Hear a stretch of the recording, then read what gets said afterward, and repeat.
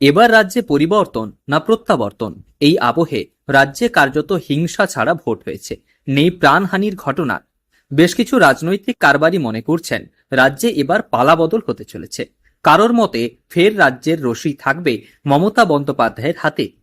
রাজ্যের মুখ্যমন্ত্রী মমতা বন্দ্যোপাধ্যায়কে চতুর্থবারের জন্য কুর্সিতে দেখা এবং তৃণমূল প্রার্থীর বিপুল জয়ের কামনায় বিশেষ পূজার্চনা ও হোম যজ্ঞের আয়োজন করা হলো দাঁতনের মালিয়াড়া সুন্দরপুর এলাকায়। আমাদের রামজীবন মান্ডি আমাদের কেশিয়াড়ি বিধানসভা কেন্দ্রের প্রার্থী এবং মমতা ব্যানার্জি যাতে চতুর্থবারের জন্য মুখ্যমন্ত্রী হন তার জন্য আমরা এই যজ্ঞ করছি। কখন থেকে শুরু করেছিলেন? গতকাল সন্ধ্যে থেকে আমাদের শুরু হয়েছিল, আজকে শেষ হচ্ছে। কোথায় করছেন এই যজ্ঞটা? এটা মালিয়াড়া সুন্দরপুর বটেশ্বরজির নিকট। হঠাৎ এই ধরনের উদ্যোগ কেন?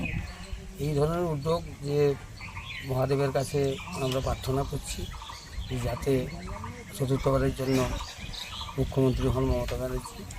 কেশিয়াড়ি বিধানসভা কেন্দ্রের অন্তর্গত দাঁতন 1 ব্লকের এই গ্রামে বটেশ্বর জিউ মহাদেব মন্দির প্রাঙ্গণে রাতভর চলল এই বিশেষ ধর্মীয় অনুষ্ঠান।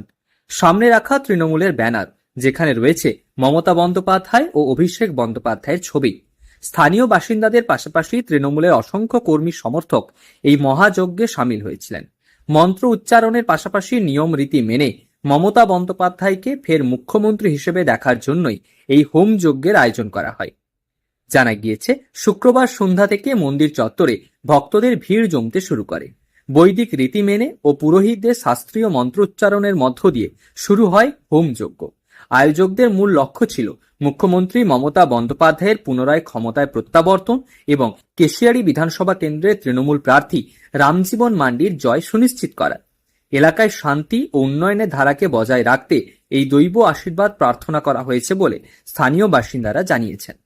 সারারাত মন্দির চত্বর ছিল উৎসব মুখর, শঙ্খধ্বনিতে মুখরিত হয়ে ওঠে গোটা এলাকা।